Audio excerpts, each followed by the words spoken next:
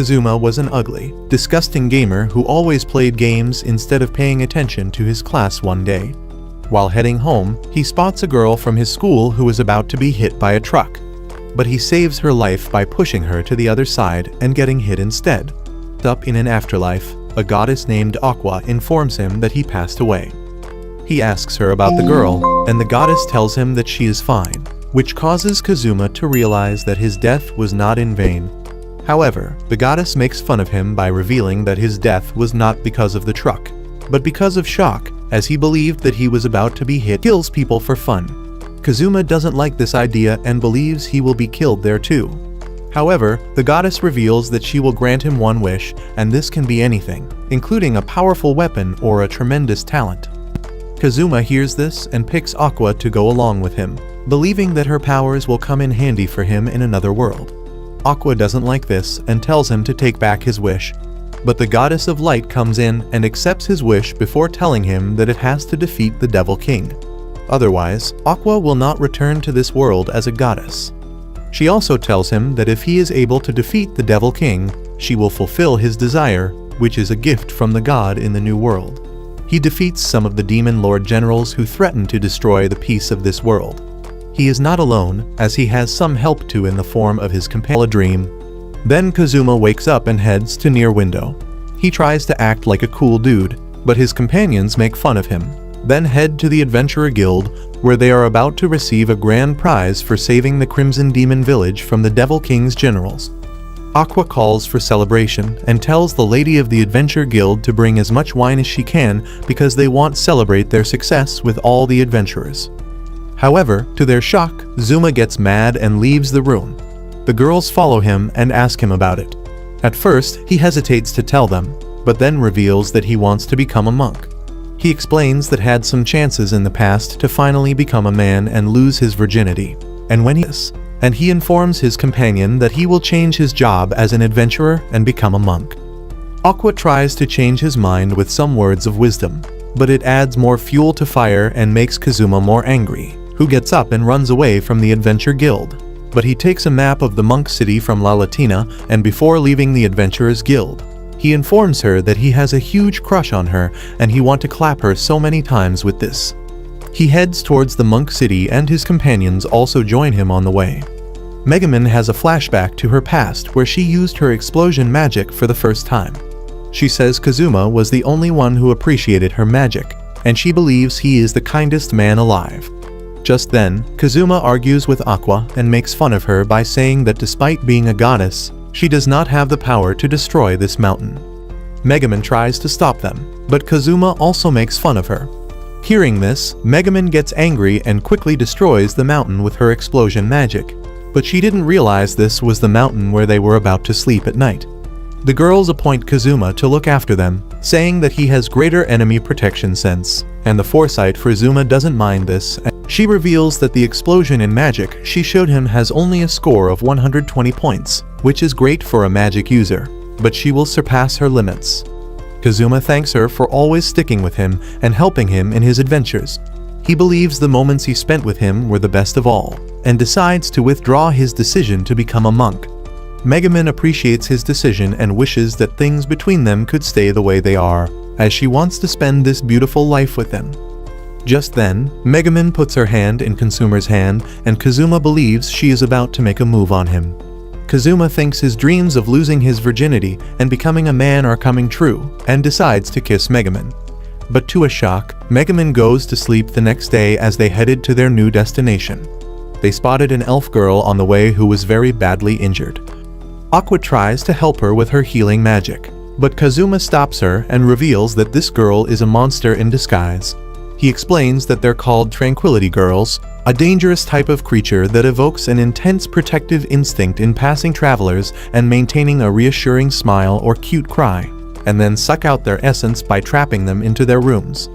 He ends the revelation with a statement that the more good-natured a traveler is, the greater the threat this monster poses. However, despite all this, all the girls fall for her innocent look, and even Aqua begins shielding her with her magic. Seeing this, Kazuma takes out his sword and tries to kill her. The girls get into his face and declare that they will not let him harm her. Seeing this, the girl gives him an innocent, sad look and tells him to put his blade on her neck as she is tired of being called a monster. She explains that she poses a threat of humans and is not worthy of staying alive. But she is glad that in her final moments, she got to talk to kind humans like them.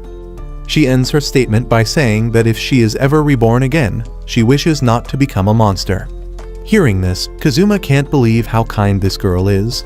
He spares her life and then heads to his next on the way. He believes that the girl hasn't claimed any victims yet, but he remembers something and decides to head back. Kazuma says he will tell her not to hurt the travelers who cross this mountain path, which leads to the temple of the monk. However, he gets shocked after seeing that the girl has already devoured a traveler, and she was acting all this time just to gain their favor with this. He takes out his sword and quickly finishes her. He then picks up the wallet of the traveler and heads back to his companions. Aqua looks at the wallet and believes that she has seen it somewhere in the town. She tells Kazuma to give to her, but Kazuma declines and they begin arguing with each other. Just then, gold coins begin coming out of the wallet, and the adventurer party believes this is some magic wallet, and they have hit a jackpot. With this, they head back home, and on the way, a girl named Chris greets him, and the party invites her to the Adventurers Guild so that she can celebrate the return of Kazuma with them too. However, Chris turns down their invitation and leaves the area.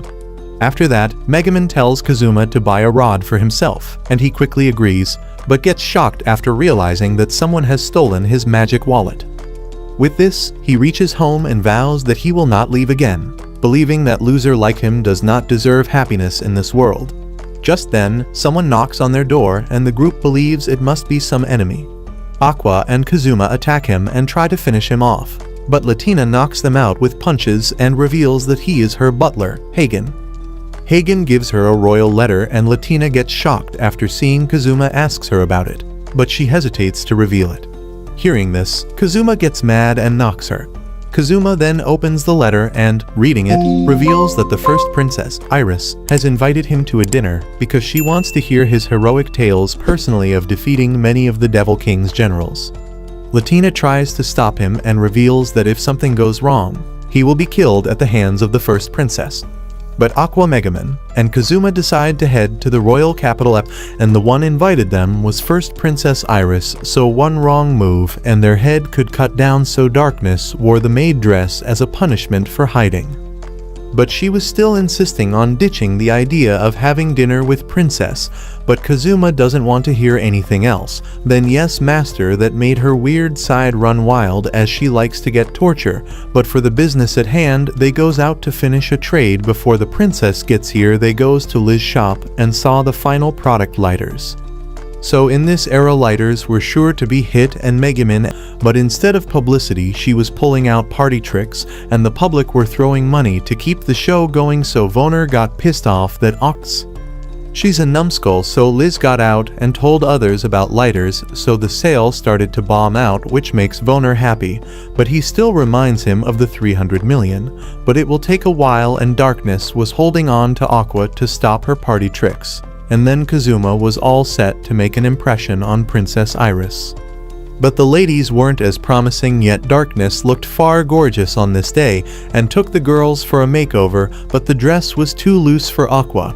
But not as loose as Megumin's. Darkness was sure she picked her childhood dress and but finally they found a perfect dress for both the girls and Kazuma told them he would have to leave if Princess wants him by his side.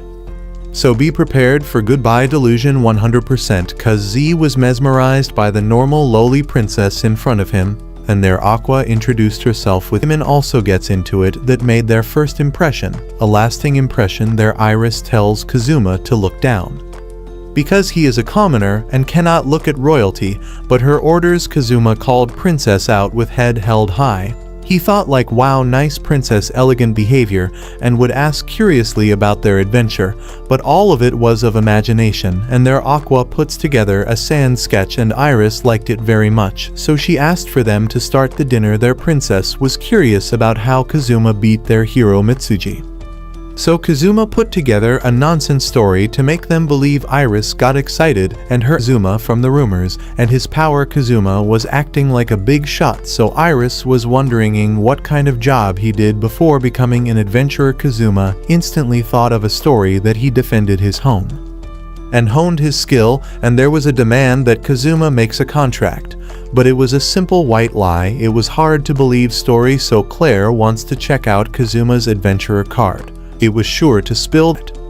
But showing his card means showing their trump cards, so Megan signals Aqua to pull a party trick to distract them. But she's drunk. Claire comes out and assures them their secret will be safe, so Darkness told them Kazuma is the weakest in his class, so he's embarrassed to show his skills. Hearing this, they doubt if Kazuma really beat Mitsuji.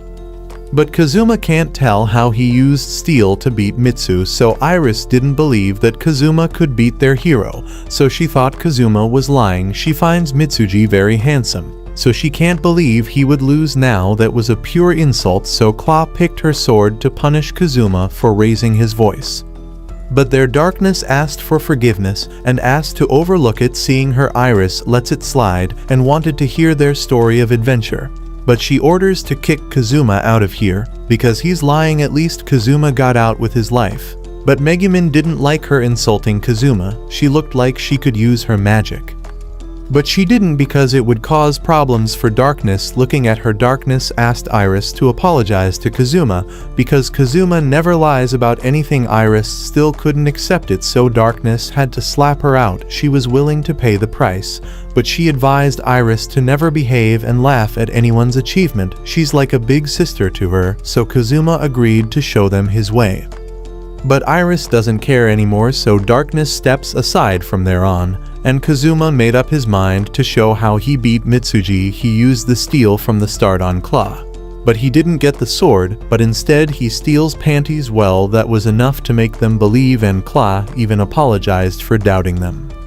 But their Iris wanted to say something, and Rain tells her to speak up herself because Kazuma won't go hard on her, so Iris comes forward and apologized. She wished to hear more about their adventure, and Kazuma was glad to hear that. And now the time comes to part ways, but Iris snatches Kazuma and brings him to the capital. She can't hear his story if they're apart, so what madness will happen at the royal castle. So Kazuma was staying as a guest in the royal castle, telling Iris about how he had seen Darkness in her towel for some reason. He was sure Darkness was about to say something at that time. Iris wanted to hear more, but Claire jumped in at Kazuma because of this stupid perverted story. Yet Iris was eager to hear more, but Claire formally stopped Kazuma and told him not to tell this kind of story. Iris apologized because she wished to know more, so Kazuma saw the situation and replaced his story with a bet he won against Darkness, making her do something crazy. Iris was all ears, but Claire was not, and she failed to stop them this time. So what happened exactly was that Kazuma was brought here suddenly, and he thought it was clearly kidnapping. However, Rain told him that they welcomed him as a guest, so it couldn't be kidnapping.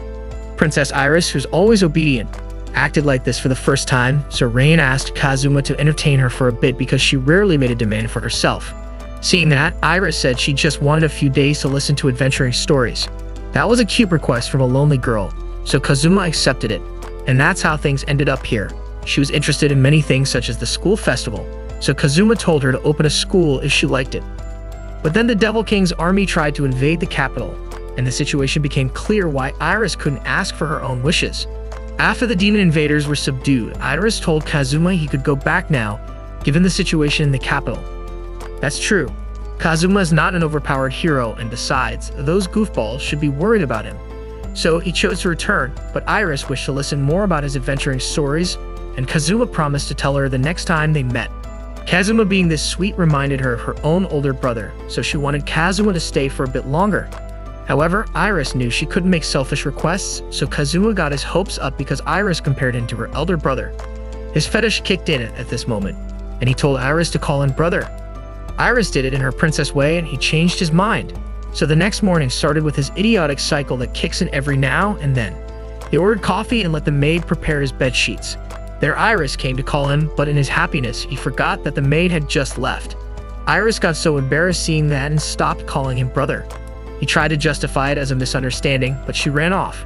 She never called him brother again, yet they became playmates soon. Kazuma occasionally disturbed her in the middle of her class, and after that, Iris came to play a chess match. Kazuma noticed she was embarrassed to make a request and understood what Rain said was true. Iris never makes a request in fear of how it would affect others. So, Kazuma made up his mind not to lose. They quickly finished a match, or maybe many of them. Yet Kazuma never won a single round. He didn't want to give up until he won, which made Iris step up her game. Finally, at night he won somehow, so he gave that bamboo copter to Iris. Happiness could be seen on her face, so Kazuma wanted to go outside to play, but Iris wasn't allowed to leave the castle without any escorts. That was a letdown. Then the next morning, with daily royal treatment, he was waiting for the maid to come and replace the sheet. Kazuma was planning to make her job difficult like other nobles, so he was about to welcome her with all the crazy ideas. But bingo, he screwed up. Darkness asked what should be collected, but it was too obvious that he couldn't complete the sentence. So he asked why they showed up, and Darkness told him they were worried sick, and Megumin didn't even have a good night's sleep. But Kazuma thinks he got a job as an entertainer here. Then Iris came in and heard everything. Darkness said that Kazuma has many people who are worried about him, so he must leave. Kazuma was hoping Iris would ask him to stay a bit longer, but Iris agreed with Darkness to let Kazuma go. She even prepared a goodbye banquet for Kazuma where freeloaders were munching down on free food while Darkness was surrounded by suitors. That the ugly mug Alder showed up again because Darkness already had a perfect future partner in his eyes. He's the guy who got into a crossfire when Kazuma sent an explosive core to his mansion. Besides, he thinks Prince Jadis, who's fighting the Devil King's army, is perfect for her. Now that the prince came into the picture, everyone backed off, but Darkness clearly didn't like being paired up with the prince. So Kazuma spoke up that he got cheated on because they had an affair, and Darkness even called him master in their action. So Darkness stopped Kazuma from speaking further and twisted his arm to stop him. Kazuma played the villain again, but at least Darkness would be out of marriage talks. But more importantly, it was a goodbye party, yet no one knew the main person there. Iris came in, and his mood changed in an instant. Inside the hall, Aqua was up with her stupid party tricks again. Anyways, Iris said she would feel lonely after he leaves because all the ruckus Kazuma made was so much fun. She was so fascinated because Kazuma was the only one who ever talked rudely to her and acted like a kid.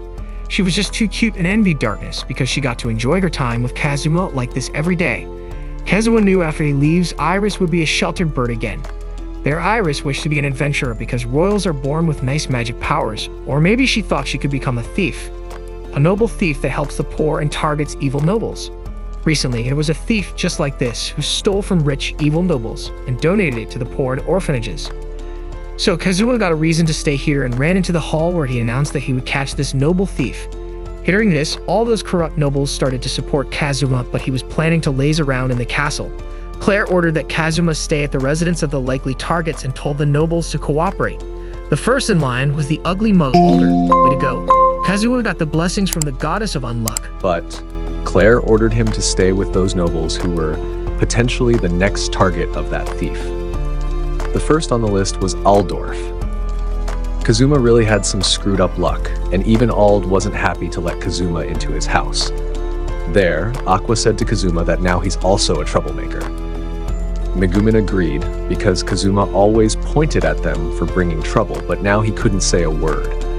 Aldorf wasn't happy with this lot, but he told Darkness that she could stay as long as she wanted. So since Kazuma and the others were Darkness's friends, this applied to them as well. Maybe. So all of them ran off to get the best room. And Darkness kept apologizing for their rude behavior. But the main topic was the thief, and the thief steals at night. Later in the hallway, Kazuma saw Aldorf so happy looking at a mirror, and Kazuma knew something was off. When he checked it out, he saw it was a two-way mirror. Kazuma wanted to kick Aldorf out by saying that he wanted to protect his friend's privacy, but Aldorf didn't want to let him watch Darkness' body. But too bad for Aldorf. Kazuma had already taken a bath with her and more. Kazuma threatened to spill the secret to the maids, but Aldorf suggested they enjoy it together since they were on the same boat. Kazuma fell for the offer, but Darkness became curious about the matter, broke the mirror, and sealed the room completely. Days started passing by normally, and this group began making a lot of trouble. Aqua kept getting drunk, Megumin kept blasting the entire terrain surrounding the town, and Kazuma kept asking the maid for bubbly treatment. This was getting hard to endure, and Darkness kept apologizing nonstop to Aldorf. But then, one night, when Kazuma went to the kitchen for snacks, he finally saw the thief.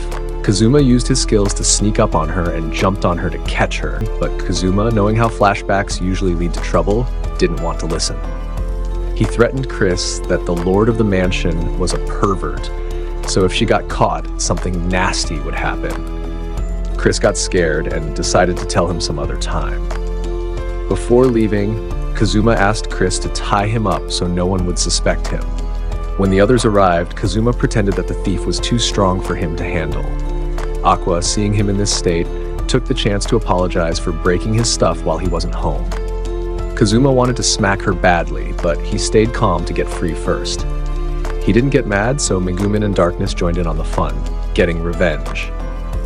Darkness wanted revenge because Kazuma always embarrassed her among the nobles, and Megumin added fuel to the fire. Days went by just like that, and they failed to catch the thief.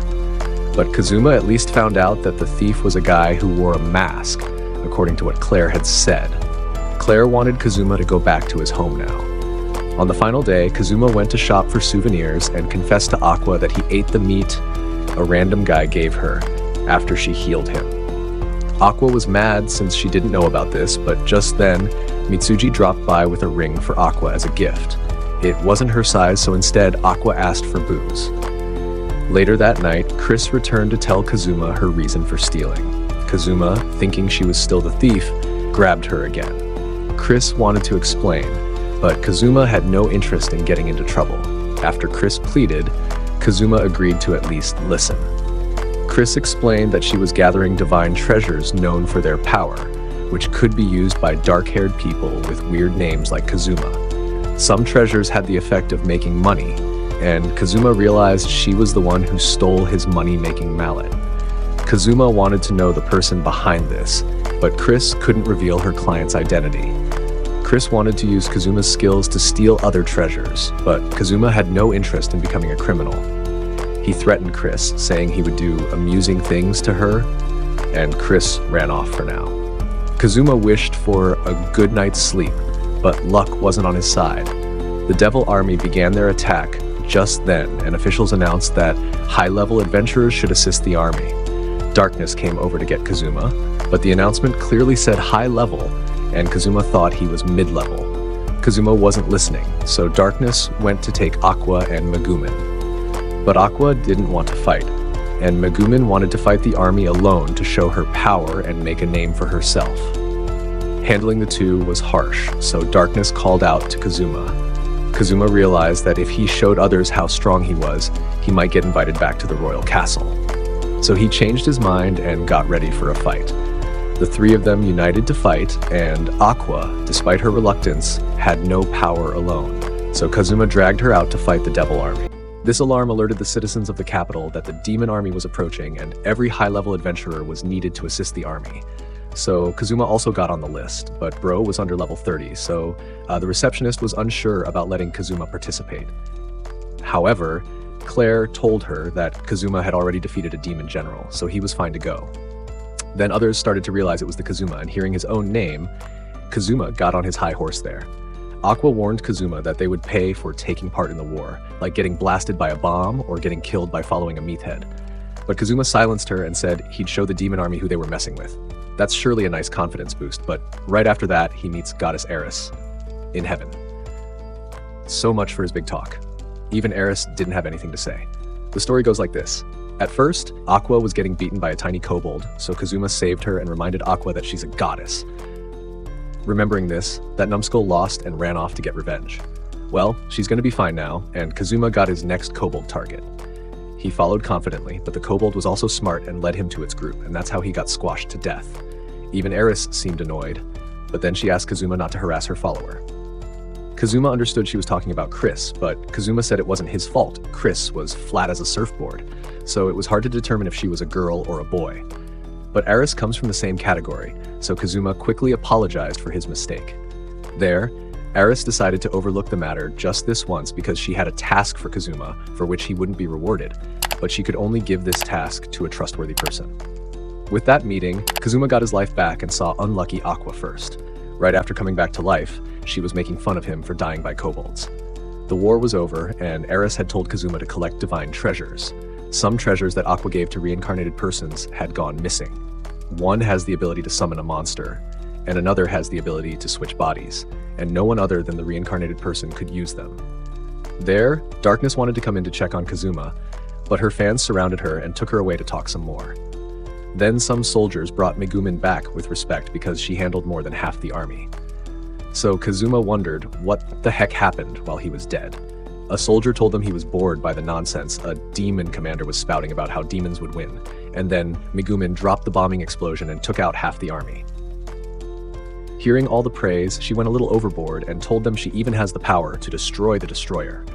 Now, everyone wished to see that spell, but sadly, Megumin said she could only use her power once a day. No problem. The soldiers said they could wait for tomorrow.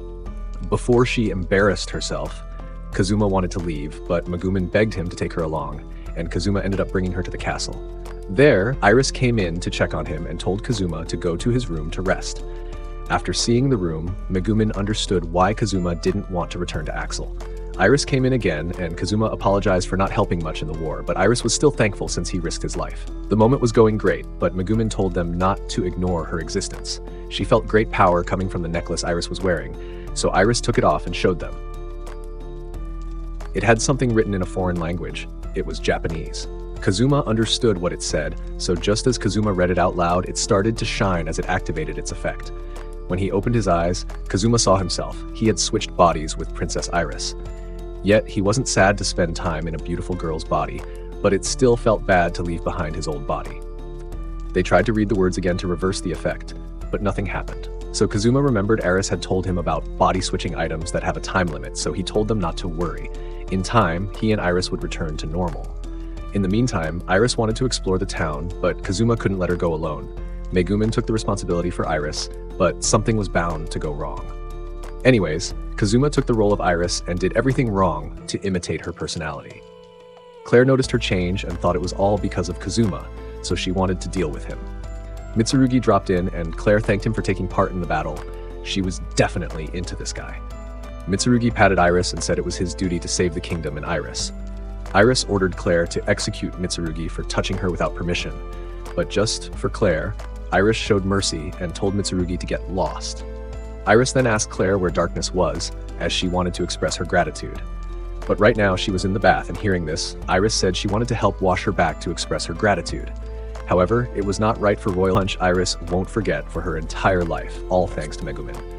And that's where episode 5 ends. If you've missed the previous episodes of this anime, I have made a playlist where you can watch them. Playlist link is in the description. Please watch the previous episodes to understand the story. Until then, take care.